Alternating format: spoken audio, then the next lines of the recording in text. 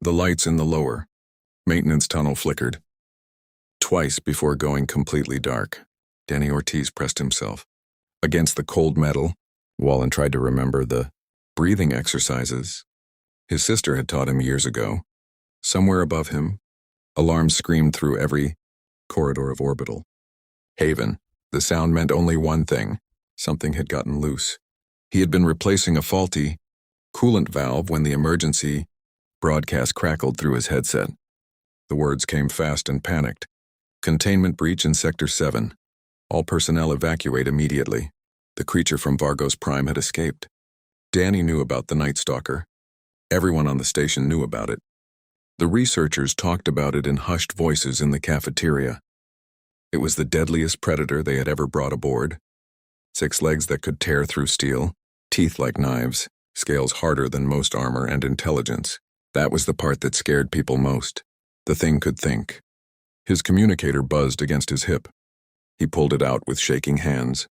The small screen showed a map of the station with red zones, spreading like blood through water. The Nightstalker was moving fast, too fast.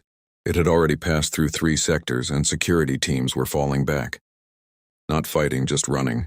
The escape route Danny had planned to take now glowed red on his screen. Blocked.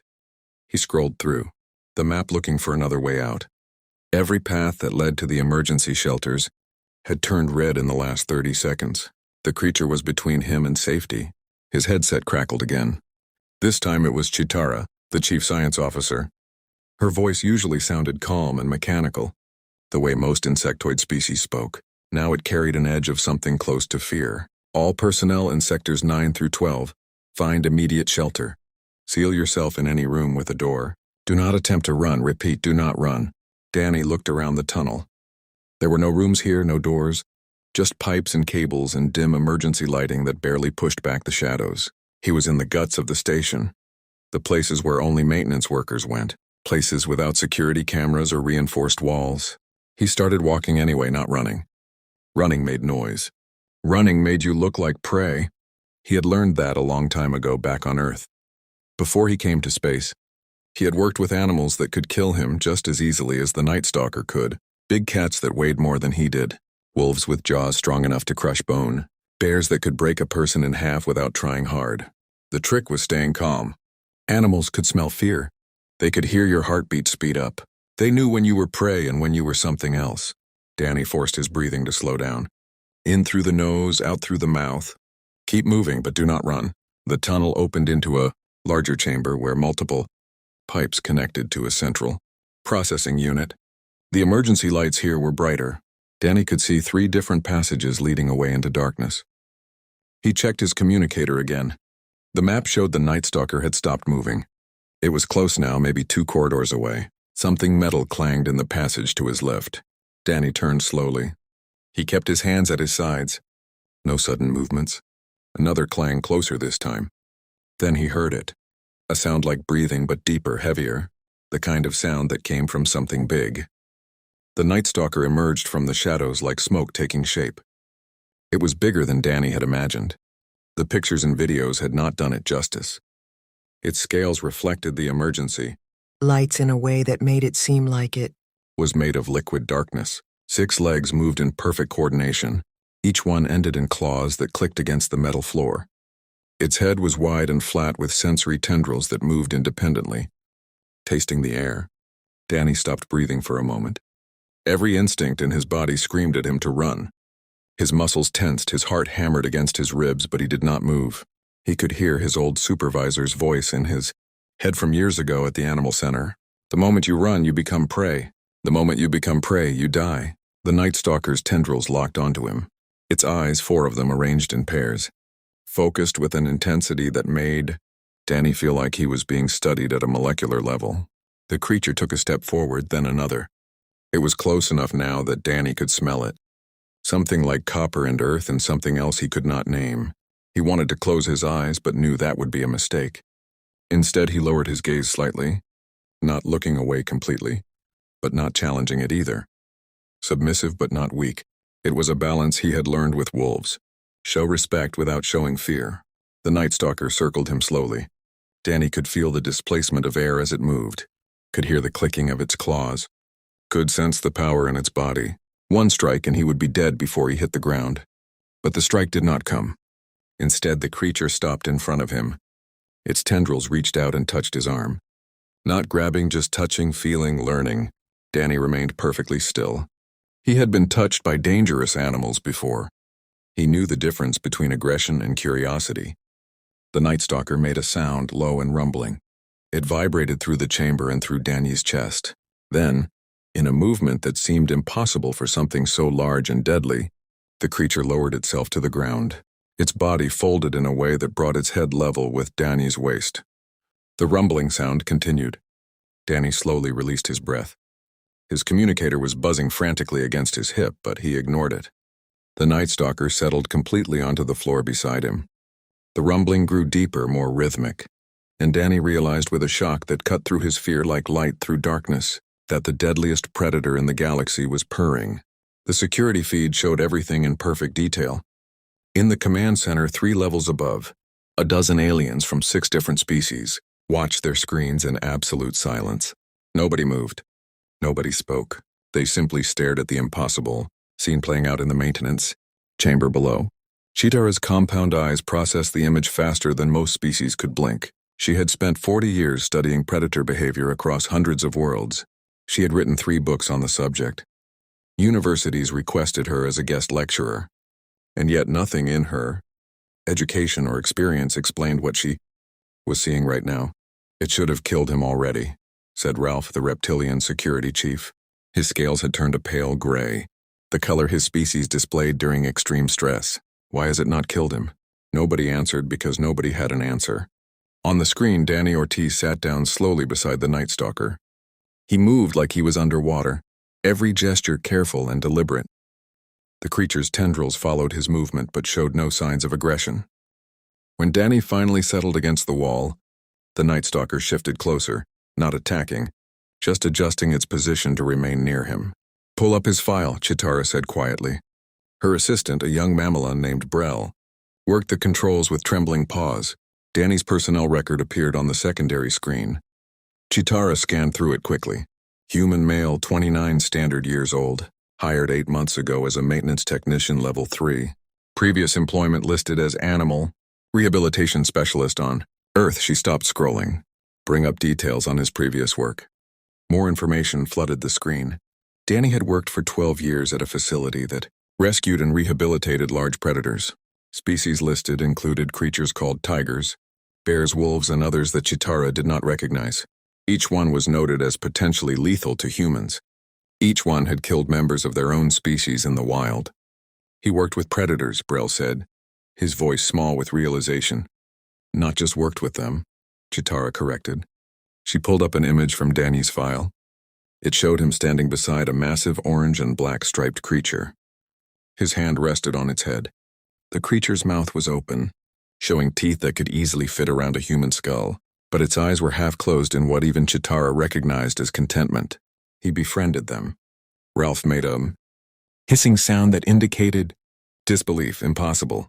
Those are apex predators. You cannot befriend apex predators. You can only contain them or die to them. Chitara did not respond. She was watching Danny on the screen. He had pulled out his water container and was drinking slowly. The Nightstalker watched him with all 4 eyes. When Danny finished and sealed the container, he held it out toward the creature, not offering it, just showing it. The Nightstalker's tendrils investigated the container carefully. He is teaching it.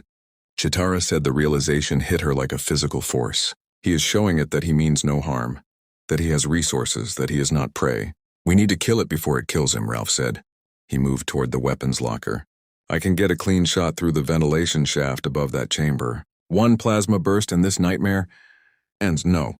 Chitara's voice cut through. The room like a blade. Every head turned toward her. We wait. Wait for what? For that thing to remember it is a killer. Wait to see if humans understand something about predators that the rest of us do not. The room erupted in protest. Multiple voices overlapped in a dozen languages. Chitara raised her forearms for silence. When the noise died down, she continued. Humans come from a death world. A planet where apex predators and intelligent prey evolved together for millions of years. They learn to coexist in ways we never had to. Perhaps they know things we do not. She pulled up another file. This one contained videos from Earth. Creatures called dogs living inside human homes, cats sleeping on human furniture, horses carrying humans on their backs, birds perching on human shoulders. Every single one could harm or kill a human if it chose to, and yet they chose not to. Earth predators bond with humans, Bray said, watching the videos with wide eyes. I thought those were just stories, propaganda to make humans seem less dangerous. I thought the same, Chitara admitted. But look at the evidence. Humans do not simply tame predators. They form relationships with them, emotional connections, and the predators respond. On the main screen, Danny was speaking softly to the Nightstalker. His words did not carry through the audio feed, but his tone did. Low and gentle. The creature's purring sound had not stopped.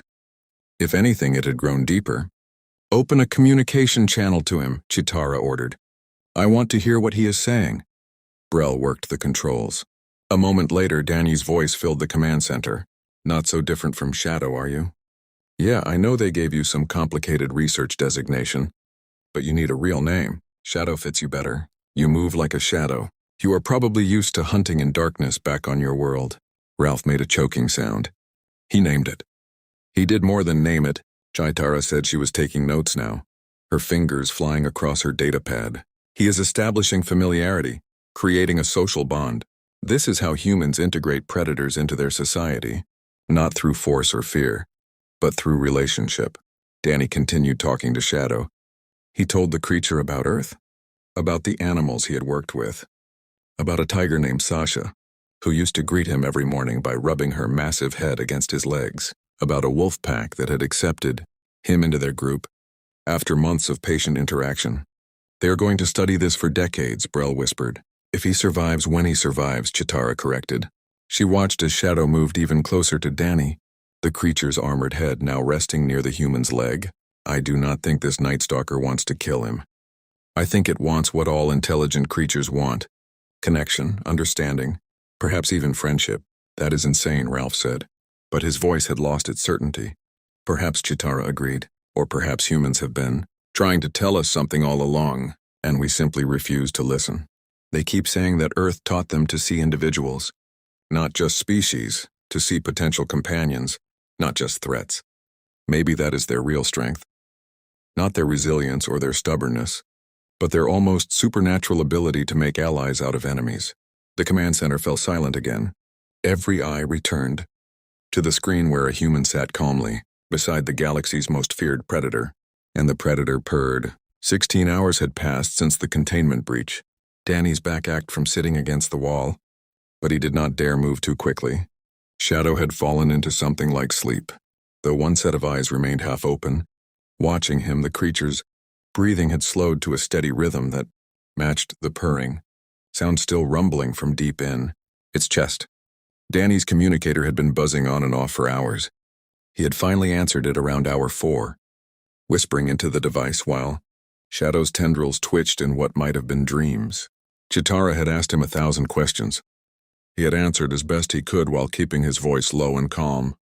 Now food was coming. A small drone appeared at the entrance to the chamber, hovering carefully. It carried a container that smelled like the protein bars Danny usually ate during long shifts. The drone stopped about 10 meters away, apparently programmed not to get closer. Shadow's eyes opened fully. All 4 of them locked onto the drone with predatory focus. The purring stopped. Danny felt the creature's muscles tense beneath its scales. Easy, Danny said softly. He placed his hand on Shadow's neck, feeling the heat radiating from its body. That is food, just food, not a threat. Shadow's head turned toward him. The tendrils waved slowly, tasting his scent again. Danny kept his hand steady on the creature's neck. After a long moment, Shadow relaxed slightly. Good, Danny murmured. He slowly pulled his hand back and made a staying gesture, palm down. It was the same signal he had used with dogs and wolves. Stay, wait. He had no idea if Shadow would understand, but it was worth trying. He stood up slowly. His legs had gone numb from sitting so long, and he had to lean against the wall until feeling returned. Shadow watched him but did not move. Danny took a careful step toward the drone. Then another. Shadow's tendrils tracked him, but the creature remained where it was. When Danny reached the drone, He took the container and waved the small machine away. It retreated quickly, disappearing back into the tunnel it had come from. Danny opened the container. 3 protein bars and a water pouch. Not much, but enough. He returned to his spot against the wall. Shadow had not moved except to follow him with its eyes. When Danny sat down again, the creature shifted closer, its purring resuming. Danny unwrapped one of the protein bars and took a bite. It tasted like cardboard and artificial flavoring, but his stomach was grateful for it. Shadow's attention fixed on the food, not in an aggressive way, more like curiosity. Danny had seen the same look in Rehabilitated. Animals back on Earth. Interest without threat.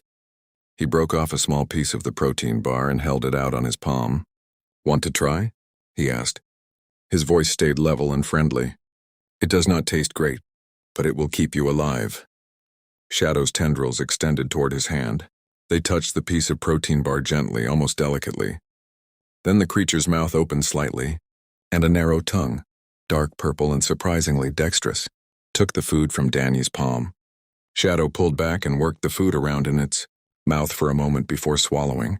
The purring grew louder. Danny smiled despite everything.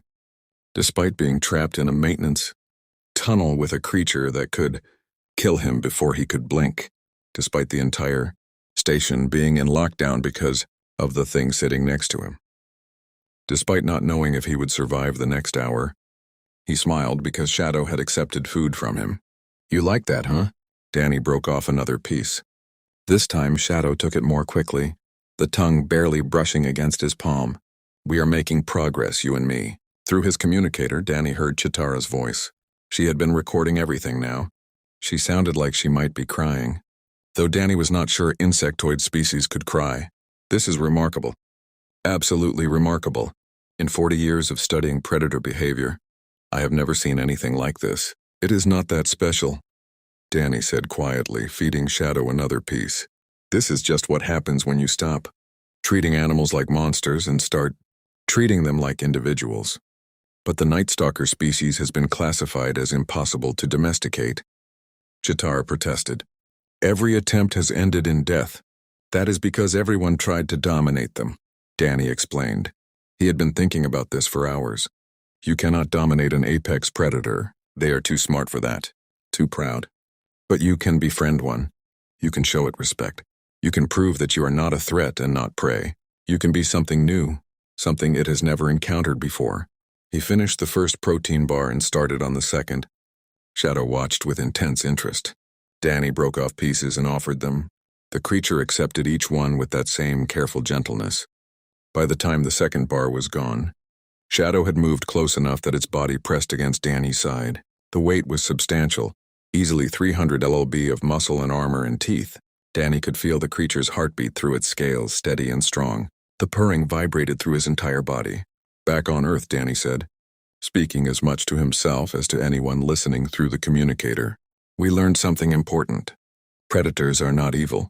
They are not monsters. They are just animals trying to survive in a dangerous world, same as us, and when you remember that, when you treat them with respect and patience, amazing things can happen." He reached out slowly and placed his hand on Shadow's head. The scales felt smooth and warm. Shadow did not pull away. Instead, the creature leaned into the touch slightly, the way a cat might, the way Sasha the tiger used to.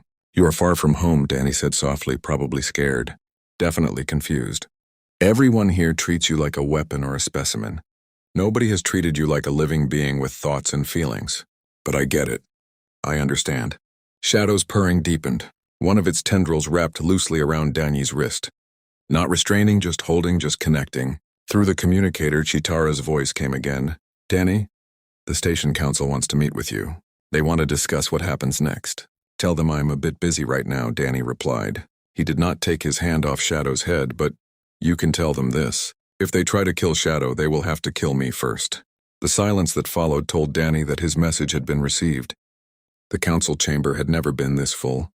Representatives from every species on the station crowded around the circular table. Screens on the walls showed Danny and Shadow in the maintenance chamber. Now on day 3 of their strange partnership, additional screens displayed data, incident reports,